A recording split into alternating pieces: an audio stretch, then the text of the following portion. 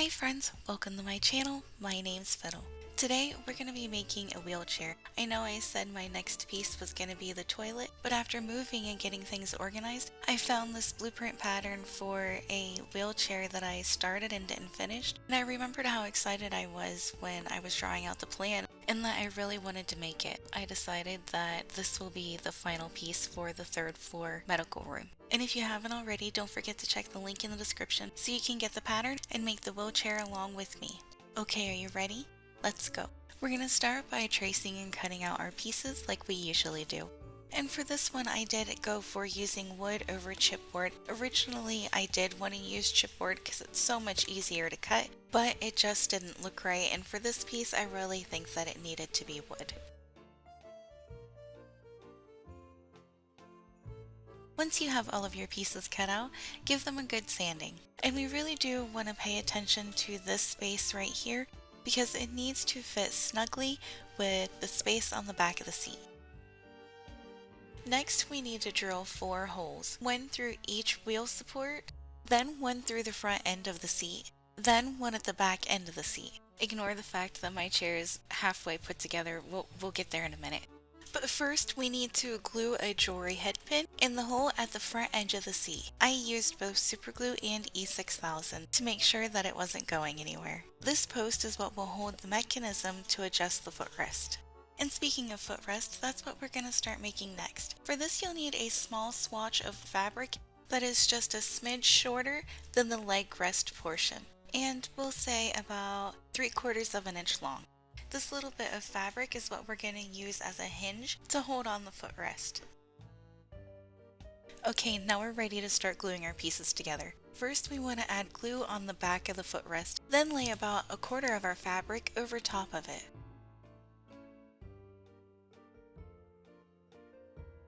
Then add glue along the front end of the seat and lay the wood pieces edge to edge as close as you can while poking the post through the fabric.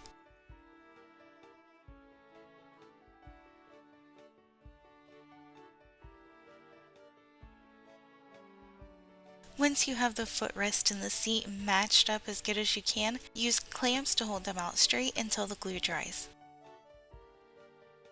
And while we're waiting, we can move on to the back of the chair. You'll need some burlap trim for this. I trimmed off the wire edges and I'm just using the burlap itself to cover the whole top portion of the chair. I did make a small template if you wanted to leave some of the wood exposed so you could trace that pattern onto your burlap, cut it out, and then glue it in. Or do like I did, glue it in place and then trim around the edge.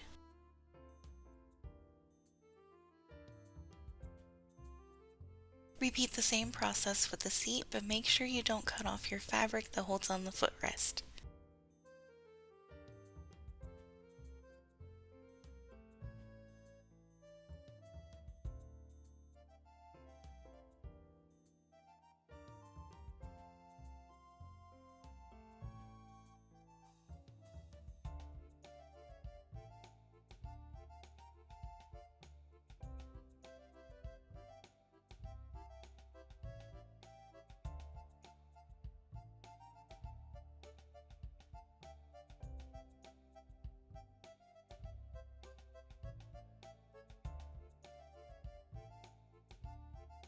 And since we have these pieces finished, we can go ahead and glue them together. I tried to make this pattern so that way you could put the tilt of the back of the chair wherever you like.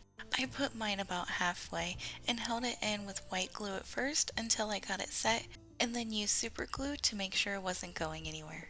Then I gave the footrest a proper floppy test. So far so good. With this part of the chair done, we can start working on the mechanism underneath. For this we'll need a piece of wood that is 1 inch long and 1/2 inch thick. I didn't have a piece that was 1/2 inch thick, so I cut 2 pieces 1 inch long and then glued them together so I got the thickness I needed. Okay, now that our piece of wood is ready, we need to cut 1 end at a 45-degree angle. Okay, now we need to find out where we're going to drill the hole to make this mechanism work. And to figure that out, we need to take our little block of wood that we just made and set it next to the peg underneath the chair making sure that the 45-degree angle starts right at the top of the footrest. Then draw a line where the peg would come through. And drill a hole all the way through where you put your mark. Now put the wood on the post. Now we can bend over the end of the wire so it holds our wood piece in place, but we need to make sure that we still have range of motion.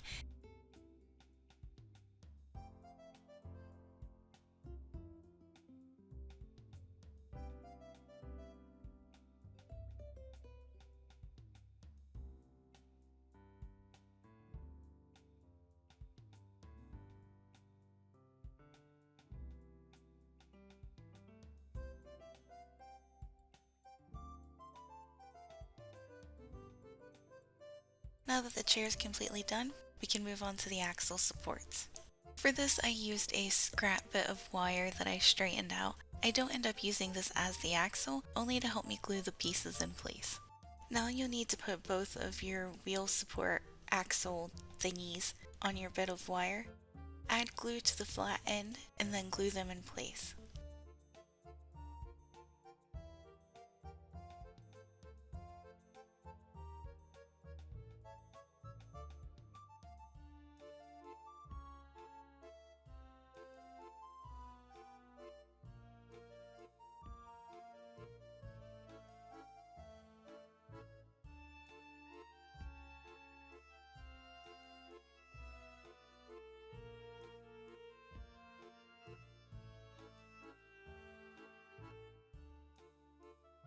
While that's drying, we'll move on to the wheels. For this, you'll need some aluminum armature wire. I'm using scrap pieces, so I have to straighten mine out first. Then you'll need something that's as big around as you want your wheels to be. I'm using a metal spice lid, and it worked just fine. Form the wire around the circle until you get to the other end. We want to nip it off almost exactly where the ends touch, but we don't want them to overlap.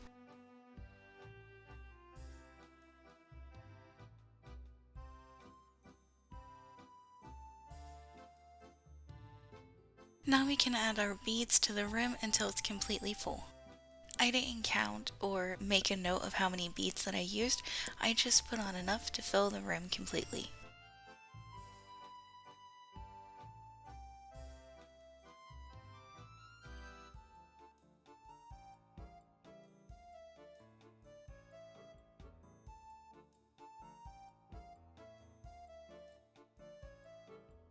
Once you have all the beads on, we need one more that we're going to glue in place over top of the gap so that way it's not noticeable. I used E6000 and super glue for this. Let the wheels completely dry before moving on to the next step.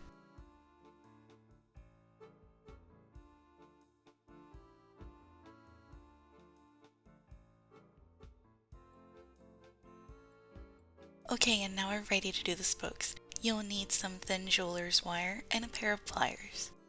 To make sure that all of our spokes are going in the right direction, we want to start each one the same way. Wrap your piece of jeweler's wire around the rim in between a set of beads. We only need to go around once. Then, directly across from where we wrapped the wire the first time, nip and wrap the other end. Repeat the same process, only split it in half the other way. Keep going all the way around until you have enough spokes that it looks like a tire. And as a side note, because we didn't count how many beads or anything, there may not be the same amount of beads in between each spoke. Repeat the same process for the other wheel.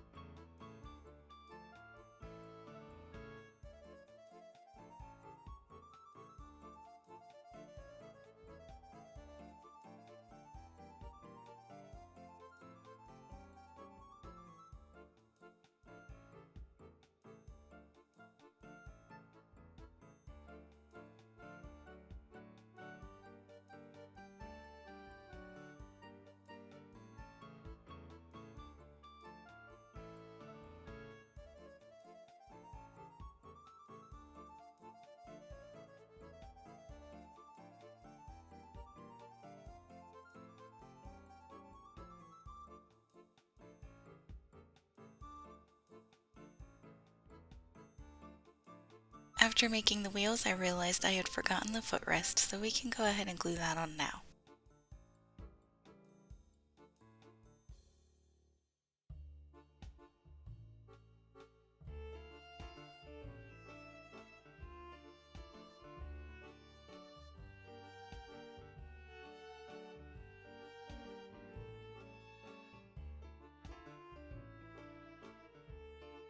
And while we're waiting for the footrest to dry, we can go back to working on the wheels. There are quite a few components to these, so we're going to go through them one by one.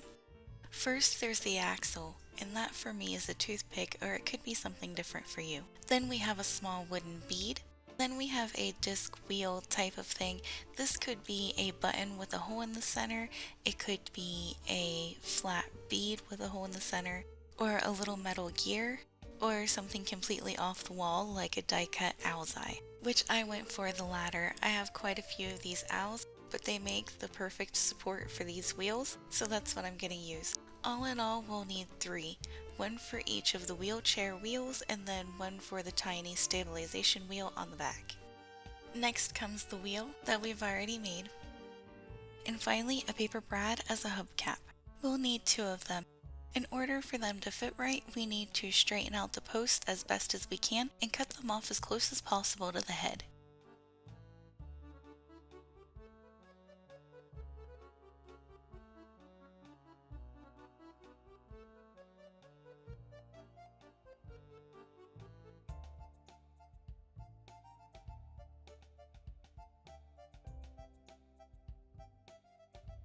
Okay, now that we've got all of the pieces for the wheels and axles together, let's start building them. Starting with the axle first, we need to cut it to size to where it has about 1/4 of an inch excess on each side. The first piece we're going to add on is our disc shapes. We will be gluing these in place, but make sure you leave enough room for the wheel and the paper brad. I would also suggest letting this completely dry before you move on to the next step, so that way this is affixed to the axle and the wheel isn't. Next comes the wheel. There really isn't a center to these, but you want to try to get it centered between at least 3 of the spokes. And we don't want any glue on the wheel at all. I continuously kept going even though my glue wasn't dry. Thankfully, it didn't affect the wheels and they do still turn.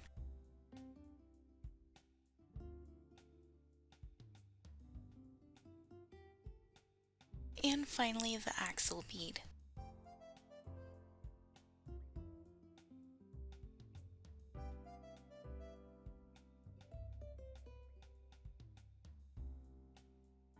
Now we're ready to put the axle through the supports and repeat the same process for the other wheel, only this time the opposite direction, starting with the axle bead first. Next is the little wheel, then the big wheel.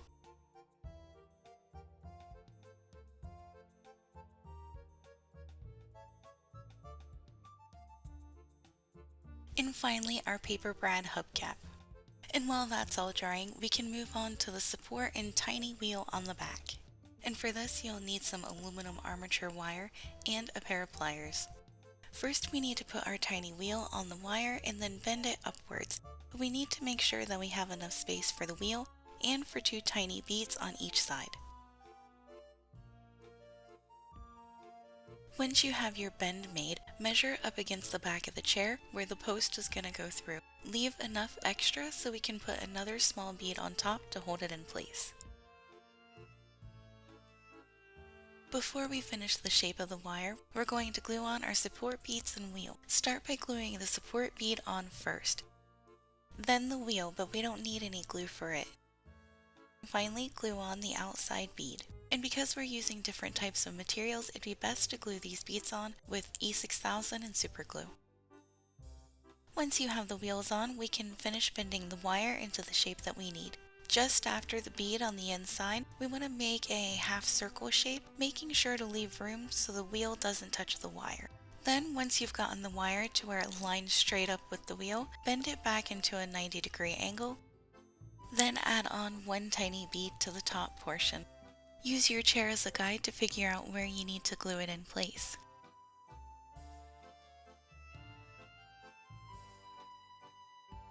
Then put the post through the hole in the back of the chair. Add another small bead on top to hold it in place.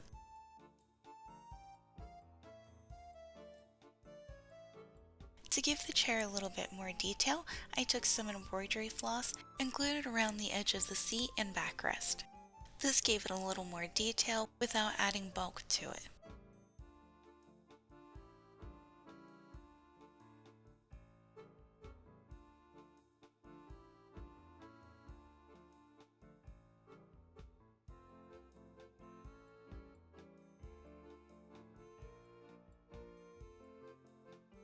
Now that the chair is made, we need to add handles so we can push the chair around. For this you'll need 2 long oval beads, and I put mine just at the outside corners about the same distance, and used tacky glue and super glue to hold them in place.